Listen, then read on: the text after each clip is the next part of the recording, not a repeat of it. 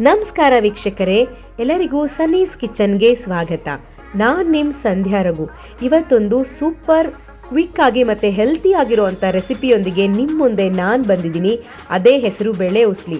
ತರಕಾರಿ ಏನಾದರೂ ಖಾಲಿ ಆಗಿದ್ರೆ ಅಥವಾ ತರಕಾರಿ ಪಲ್ಯ ಏನಾದರೂ ತಿನ್ನೋಕ್ಕೆ ಬೇಜಾರಾಗಿದ್ದರೆ ಈ ಥರ ಒಂದು ಪಲ್ಯ ಮಾಡ್ಕೊಂಡು ತಿನ್ನಿ, ತುಂಬ ಚೆನ್ನಾಗಿರುತ್ತೆ. ತುಂಬ ಈಸಿ ಕೂಡ ಇದನ್ನು ಮಾಡೋದು. ಈ ಪಾತ್ರೆಗೆ ಒಂದು 3 ಸ್ಪೂನಷ್ಟು ಎಣ್ಣೆನ ನಾನು ಸೇರಿಸ್ಕೊತಾ ಇದ್ದೀನಿ. ಎಣ್ಣೆ ಎಲ್ಲ ಸ್ವಲ್ಪ ಕಾದ ನಂತರ ಅದಕ್ಕೆ ಸ್ವಲ್ಪ ಸಾಸಿವೆ ಹಾಕ್ಕೊಳ್ಳೋಣ. ಸಾಸಿವೆ ಎಲ್ಲ ಸಿಡಿದ ನಂತರ ಒಂದು ದೊಡ್ಡ ಈರುಳ್ಳಿನ ನಾನು ಈ ಥರ ಸಣ್ಣದಾಗಿ ಕಟ್ ಮಾಡ್ಕೊಂಡಿದ್ದೀನಿ. ಅದನ್ನು ಕೂಡ ನಾನಿವಾಗ ಪಾತ್ರೆಗೆ ಸೇರಿಸ್ಕೊತಾ ಇದ್ದೀನಿ. ಅದು ಕಲರ್ ಎಲ್ಲ ಚೇಂಜ್ ಆಗೋವರೆಗೂ ಚೆನ್ನಾಗಿ ನಾವು ಇದನ್ನು ಫ್ರೈ ಮಾಡ್ಕೋಬೇಕು. ಇದಕ್ಕೆ ನಾನಿವಾಗ ಸ್ವಲ್ಪ ಕರಿಬೇವಿನ ಸೊಪ್ಪು ಕೂಡ ಆ್ಯಡ್ ಮಾಡ್ಕೋತಾ ಇದ್ದೀನಿ. ಇದನ್ನೆಲ್ಲ ಹಾಕ್ಕೊಂಡು ಚೆನ್ನಾಗಿ ಇದನ್ನು ಫ್ರೈ ಮಾಡ್ಕೊಳ್ಳೋಣ. ಇದಕ್ಕೆ ನಾನು ಖಾರಕ್ಕೋಸ್ಕರ ಒಣಮೆಣಸಿನ್ಕಾಯಿನ ಹಾಕ್ಕೋತಾ ಇದ್ದೀನಿ.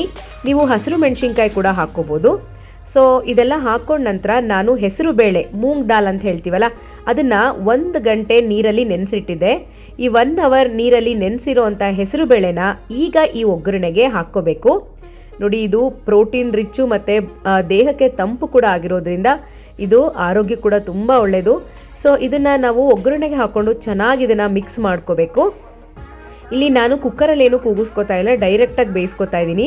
ಕುಕ್ಕರಲ್ಲಿ ಕೂಡ ನೀವು ಕೂಗಿಸ್ಕೋಬೋದು, ಆದರೆ ಸ್ವಲ್ಪ ಮೆತ್ತಗೆ ಬೆಂದ್ಬಿಡುತ್ತೆ ಅಂತ ನಾನು ಡೈರೆಕ್ಟಾಗೆ ಬೇಯಿಸ್ಕೊತಾ ಇದ್ದೀನಿ.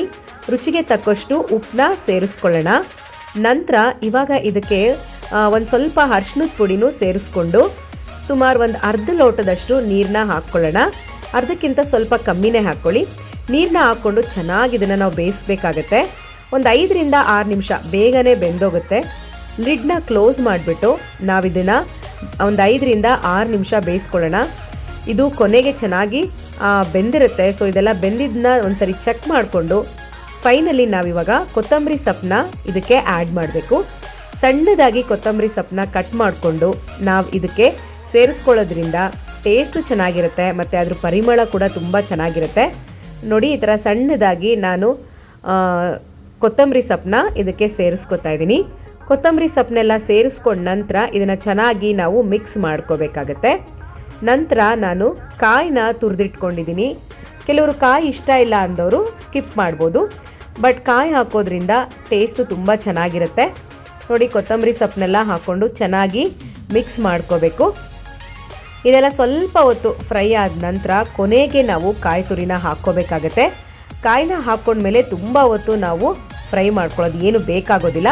ಒಂದು ಸ್ವಲ್ಪ ಹೊತ್ತು ಮಿಕ್ಸ್ ಮಾಡಿಕೊಂಡ್ರೆ ಸಾಕಾಗತ್ತೆ. ನೋಡಿ, ಇದೆಲ್ಲ ಚೆನ್ನಾಗಿ ನಾವು ಕಾಯಿ ತುರಿ ಹಾಕ್ಕೊಂಡು ಮಿಕ್ಸ್ ಮಾಡಿಕೊಂಡ್ರೆ ಸೂಪರ್ ಟೇಸ್ಟಿಯಾಗಿರೋವಂಥ ಹೆಸರು ಬೇಳೆ ಹುಸ್ಲಿ ನಿಮ್ಮ ಮುಂದೆ ರೆಡಿಯಾಗಿಬಿಡುತ್ತೆ. ಬಿಸಿ ಬಿಸಿ ಚಪಾತಿ ಮಾಡಿಕೊಂಡು ಅಕ್ಕಿ ರೊಟ್ಟಿ ಮಾಡಿಕೊಂಡು ಈ ಹುಸ್ಲಿ ಜೊತೆಗೆ ತಿಂತಾ ಇದ್ದರೆ ತುಂಬ ಚೆನ್ನಾಗಿರುತ್ತೆ ಮತ್ತು ಡಿಫ್ರೆಂಟಾಗೂ ಇರುತ್ತೆ, ಟೇಸ್ಟಿಯಾಗೂ ಇರುತ್ತೆ, ಹೆಲ್ತಿಯಾಗೂ ಇರುತ್ತೆ. ಈ ಥರ ಹೊಸ ಹೊಸ ರೆಸಿಪಿಗಳೊಂದಿಗೆ ನಿಮ್ಮ ಮುಂದೆ ನಾವು ಬರ್ತೀವಿ.